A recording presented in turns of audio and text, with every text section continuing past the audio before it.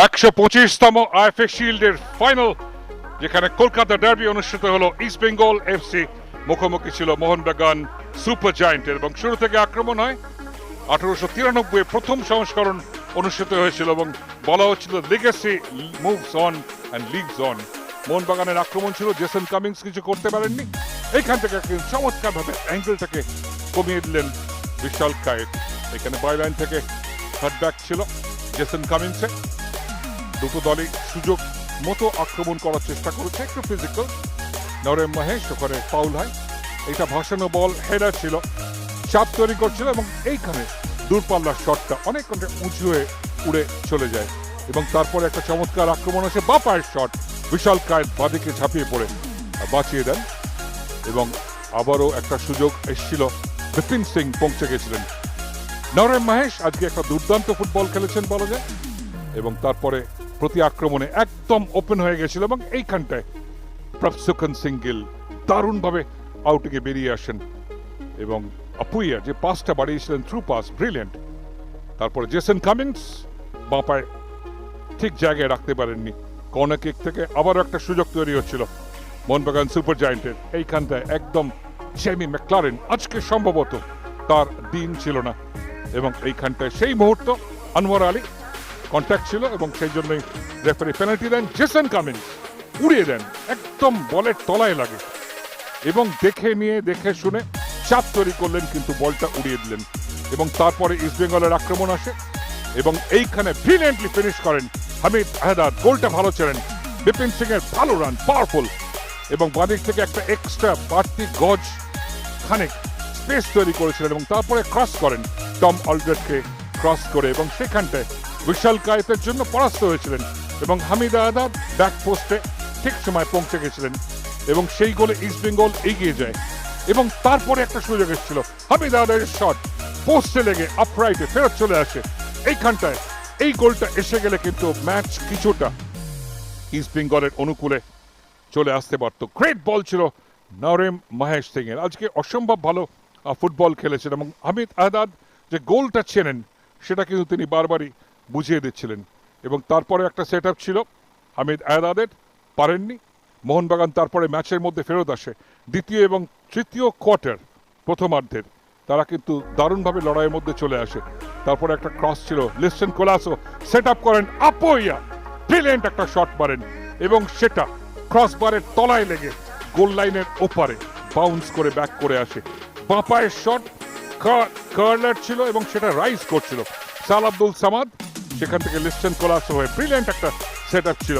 এবং প্রভসুকন সিং গিল পজিশন দেখুন, goal line ছেড়ে তিনি কিন্তু কিছুটা বাইরে ছিলেন এবং এইখানটায় সেকেন্ড জাম্প করেও কিন্তু পৌঁছতে পারেননি।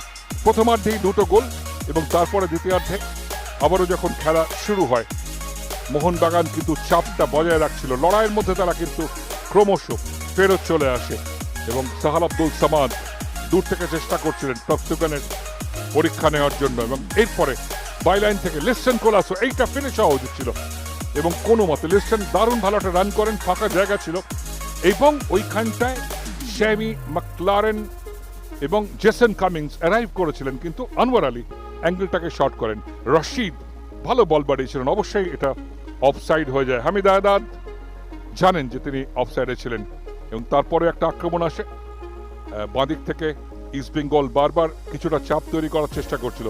সাল Abdul Samad great work, smart চিন্তা, এবং এইখানটায় চুংনঙ্গা তাকে ব্লক করেন।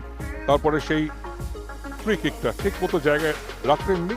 রবসন রবিনো খুঁজছিলেন লম্বা মাথা, কিন্তু ওখানটায় জ্যামি ম্যাকলারেন আজকে সম্ভবত তার দিন ছিল না। মিগুয়েল পরিবর্তন হিসেবে আসেন এবং তারপরে আসেন প্রথমবারের জন্য ভারতের মাটিতে হিরোশি ইবুসুকে। তার উচ্চতাটা দুর্ধর্ষ, কারণ গুরপ্রীত সিং সান্ধুর মতোই প্রায় তার উচ্চতা, 6 ফুট 5 ইঞ্চি। এইখানটায় দারুণ রান করেছিলেন মোহাম্মদ রশিদ এবং গিয়ে গোলের শটটা নিতে পারেননি। সাল আব্দুল সামাদের সঙ্গে একটা ম্যাচ আপ ছিল বারবারই জয় গুপ্তার। এইখানটায় ভীষণ একটা বড় ভুল হতে পারত। বিশাল কায়েত এই ব্যাক পাসটাকে ধরার চেষ্টায় প্রায় পৌঁছে দিয়েছিলেন প্রতিপক্ষ পায়। তারপরে দূরপাল্লা একটা শট ছিল এবং সবসময় চেষ্টায় ছিল পিভি বিষ্ণু ভালো একটা সেট আপ করেন।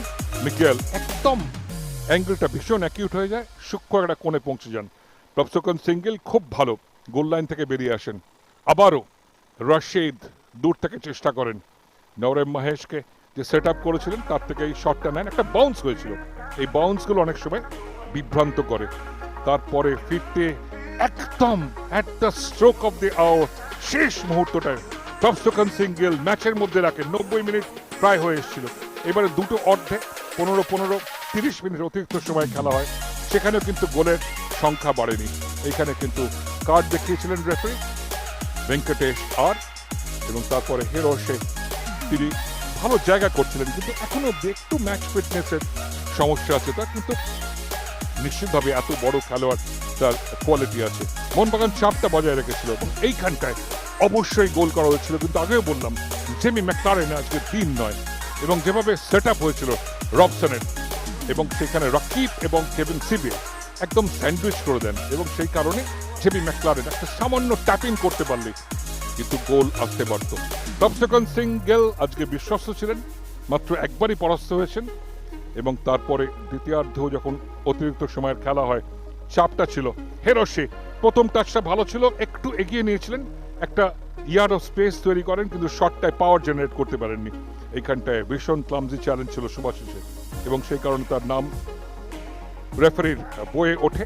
এবং মোহনবাগান এবং ইস্ট বেঙ্গল দুদলই চেষ্টা করছিল, মোহনবাগানের আক্রমণের চাপটা একটু বাড়তে ছিল। মনবীর পরিবর্তে হিসেবে আছেন এবং ডেমি পেট্রাটস এসেছিলেন, কিন্তু তিনি সেই জায়গায় সুযোগ তৈরি করতে পারেন। রবসন তার ক্রিয়েটিভিটি ভীষণ কাজে দেয়, এখানে ডেমি পেট্রাটস জায়গায় ছিলেন না। লেস্টন কোলাসো ভালো একটা ক্রস বাড়ান, কিন্তু প্রফসোকান সিঙ্গেল বেরিয়ে চলে আসেন। তারপরে চলে যায় একটা লম্বা বল, যেটা প্রফসোকান সিঙ্গেল বেরিয়ে এসেছিলেন। পেনাল্টি শুট আউটে ম্যাচ চলে যায়। নাটক এবং আইকনিক সল্টলেক স্টেডিয়ামে প্রথম শট নেন মিগেল, সামান্য থামলেন নেইমার স্টাইল, এবং তারপরে বাপায় প্লেস করলেন একেবারে বিশাল কায়েতের বাদিক দিয়ে। ইস্ট বেঙ্গল এগিয়ে যায় 1-0, এবং তারপরে পরপর শট নেওয়া হয়। আরেক ব্রাজিলীয় তার সঙ্গে রবসন থেমে দেখে শুনে ডান পায়ে প্লেস করেন, এবং দেবজিৎ মজুমদারকে আজকে পেনাল্টি সেভ করার জন্য তাকে নামিয়েছিলেন অস্কার ব্রুজো। কিছুটা বাজির চাল বলতে পারা যায়, একটা গ্যাম্বল ছিল। দ্বিতীয় শটটা দারুণ প্লেস করেন কেভিন সেভিয়ে, কোনো সুযোগ ছিল না এখানটায়, বিশাল কায়েত পৌঁছতে পারেননি একদম তার বাঁ দিক দিয়ে। তারপরে কিন্তু মনবীর মৌসুমে খুব একটা বেশি গেম টাইম পাননি, কিন্তু ভীষণ কুল ফিনিশ করেন। মাটি ঘাঁষা শট ছিল, কোনো সুযোগ ছিল না দেবজিতের জন্য, তার ডান দিক দিয়ে গোলে চলে যায় 2-2। নওরেম মাহেশ ভালো প্লেস করেন বাঁ পায়ে, পাওয়ার তৈরি করেছিলেন একটু, এবং সাইড নেটে চয়ে বিশাল পৌঁছেছিলেন ঠিকই দিকে, সেভ করতে পারেননি। লিস্টন কোলাসো ডুরান্ডেও দারুণ ভালো পেনাল্টি নিয়েছিলেন, এবং এখানেও কনভার্ট করতে ভুল করেনি, যদিও ম্যাচটায় কিন্তু লিস্টন আজকে খুব একটা তাকে খুঁজে পাওয়া যায়নি। এরপরে আসে সেই মুহূর্ত, জয় গুপ্তা, এবং ম্যাচের টার্নিং পয়েন্ট বলা যেতে পারে, যেখানটা ডান দিকে পূর্ব অনুমানে ঝাঁপিয়ে পড়ে বিশাল কায়েত, একদম বাজ পাখির মতো বাঁচিয়ে দেন, এবং সেটাই টার্নিং পয়েন্ট হয়।